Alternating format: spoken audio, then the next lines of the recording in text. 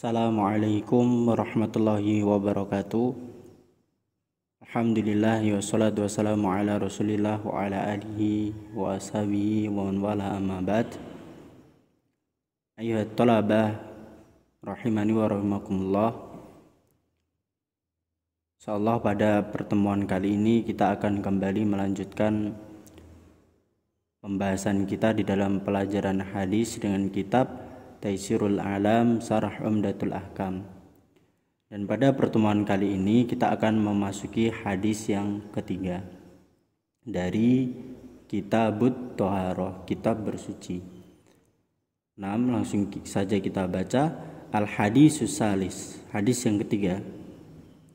An Abdillah bin Amr bin As wa Abi Hurairah wa Aisyah radhiyallahu anhum qalu qala Rasulullah sallallahu alaihi wasallam wailun lil aqabi minan nar. Dari Abdullah bin Amr bin As dan dari Abu Hurairah dan dari Aisyah, mereka mengatakan bahwasanya Rasulullah sallallahu alaihi wasallam bersabda, wailun, celaka, lil aqabi, bagi tumit-tumit. Tumit itu bagian belakang kaki kita, itu namanya tumit, aqab. Celaka bagi tumit-tumit minan nar, dari api neraka. Jadi maksudnya apa? Maksudnya adalah tumit atau bagian belakang kaki yang ketika wudhu itu tidak terkena air wudhu, karena orang tersebut tidak memperhatikan wudhunya. Oleh karena itu Rasulullah SAW mengatakan celaka. Kemudian kita masuk ke makna ijmali. Makna hadis secara umum, yakhdarun Nabi sallallahu alaihi wasallam minat tahawuni bi amril wudu'i wa taksir fihi.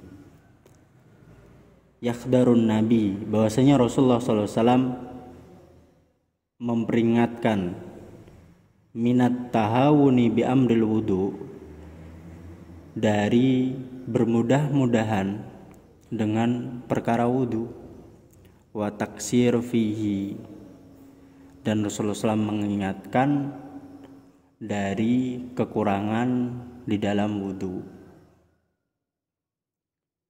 Wa yahussu 'alal i'tina'u bi itmamihi, dan Rasulullah SAW yahussu, menganjurkan agar memperhatikan dengan kesempurnaan wudu.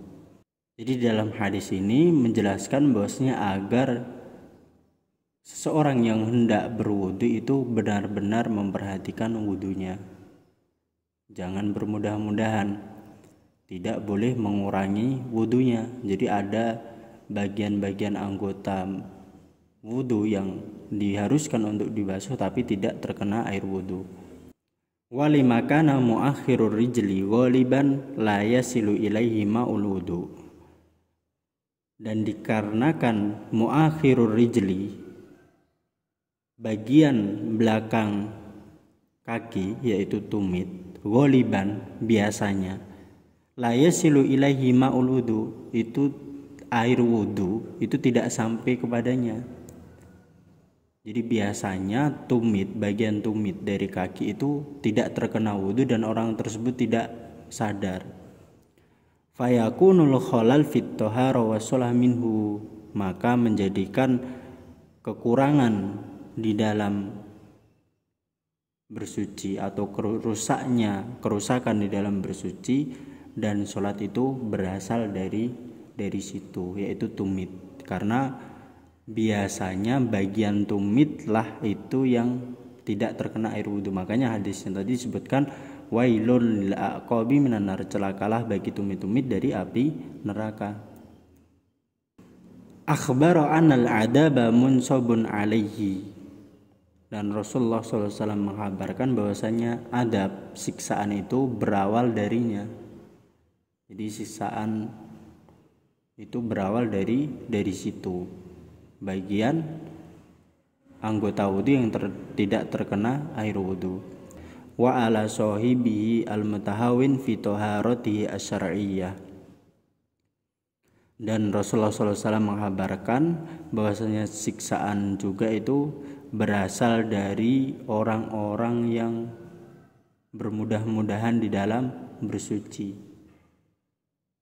Jadi bagi orang yang tidak memperhatikan di dalam bersucinya, maka kemungkinan besar dia akan mendapatkan siksaan karena dari hal tersebut.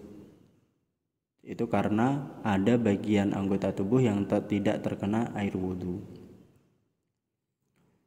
Kemudian mayu'khadhu minal hadis, faedah dari hadis ini atau pelajaran yang bisa diambil dari hadis ini, yang pertama, wujubul i'tina' bi a'dha'il wudu' wa adamul ikhlalu bi syai'in minha. Wajibnya memperhatikan dengan anggota wudu. Anggota wudu itu diantaranya kan kedua tangan, kedua kaki, wajah dan seterusnya. Itu harus benar-benar diperhatikan. Jangan sampai wa adamul ikhlal bi syai'in minha, jangan sampai ada yang kurang sesuatu darinya. Jadi jangan sampai ada anggota badan yang wajib terkena air wudhu itu malah tidak terkena air wudhu. Waqad nasal hadis alal qadamain wa baqiyatul a'dha makisatun alaihima. Dan di dalam nas hadis tadi yang sudah kita baca tadi itu menyebutkan kedua kaki, yaitu tumit, itu celaka kalau tidak terkena air wudhu. Dan baqiyatul a'dha, anggota badan yang wajib terkena air wudhu selain kedua kaki, itu juga dikiaskan terhadap keduanya. Artinya apa?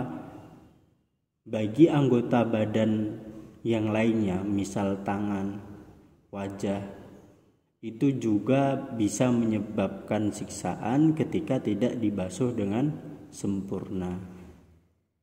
Meskipun dalam hadis tadi itu yang disebutkan adalah tumit saja, tapi bagian anggota wudhu yang lain itu juga sama. Ma'awujudi nususin laha, bersamaan dengan adanya nas yang menyebutkan tentang hal tersebut. Kemudian pelajaran yang kedua, al-wa'id syadid lil muhil fi wudu'ihi. Itu al-wa'id, ancaman yang syadid, yang sangat keras. Bagi siapa? Orang yang rusak di dalam wudunya. Maksudnya rusak atau kurang wudunya apa? Dia tidak berwudu dengan sempurna. Jadi ada bagian-bagian anggota badannya yang tidak terkena air wudhu. Maka Rasulullah SAW memberikan ancaman yang keras, yaitu celaka, bisa menyebabkan siksaan dari api neraka. Nah, demikian yang dapat saya sampaikan pada kesempatan kali ini. Wallahu ta'ala a'lam bishawab. Wassalamualaikum warahmatullahi wabarakatuh.